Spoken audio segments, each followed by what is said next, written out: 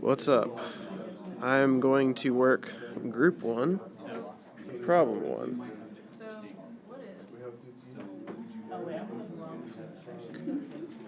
Okay, so we know the radius is equal to 42,000 kilometers. We also know the time, which is 1 day.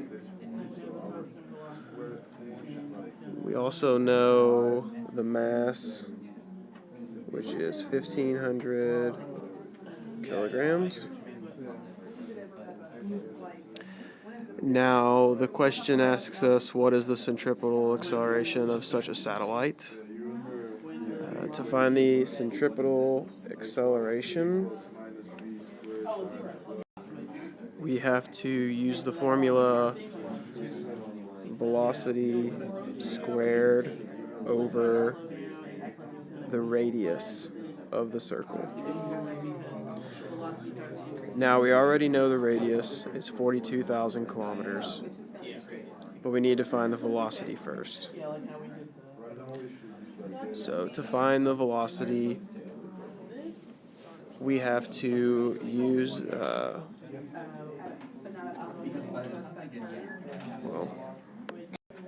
to find the distance for the velocity, we use the formula c equals 2 pi times 42,000 kilometers in order to find the distance.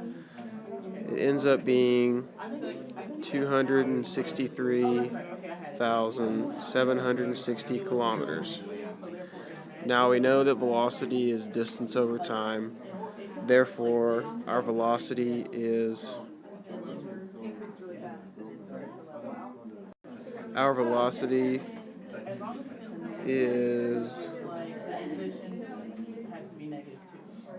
well,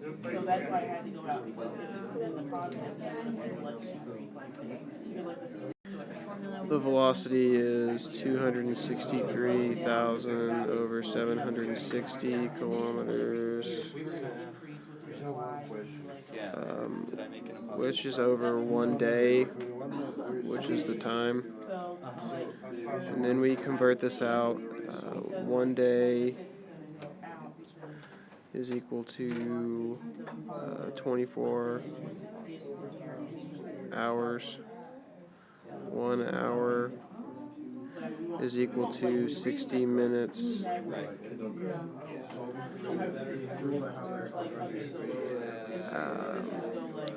1 minute is equal to 60 seconds. And now we are able to cancel out our units. And now we're left with seconds. And we're going to do the same thing to convert kilometers to meters. So there's 1 kilometer in 1,000 meters. And we can cancel out kilometers. Now when you multiply that out, you get that the velocity is equal to 3,053 meters per second. Now that we have our velocity, which was equal to 3,053 meters per second, we can plug that into the centripetal acceleration formula. So 3,053 meters per second squared, because that's what the formula says, over the radius, which is 42,000 kilometers, but we need it in meters. Therefore, we convert 42,000 kilometers into meters. There's 1 kilometer in 1,000 meters. We can cancel kilometers and we end up getting 42 million meters, which is not crazy because we're measuring distance from Earth to satellite and orbit and stuff like that. So the centripetal acceleration actually ends up being 0.22 meters per second squared,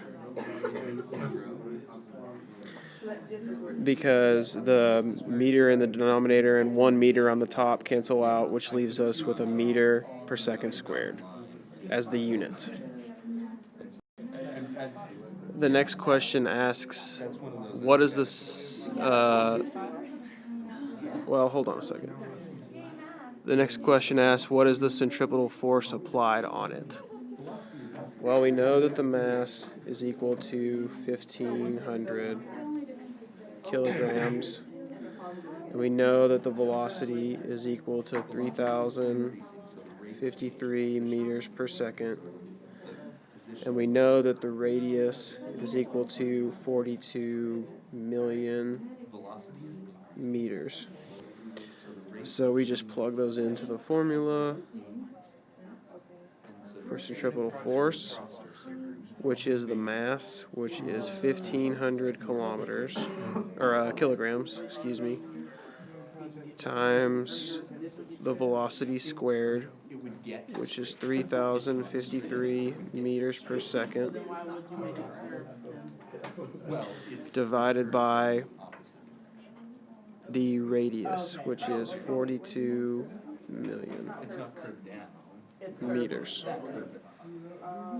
And the final answer actually ends up being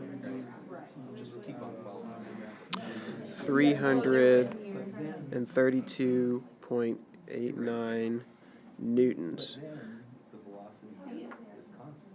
because we know that newtons is kilograms times meters per second squared.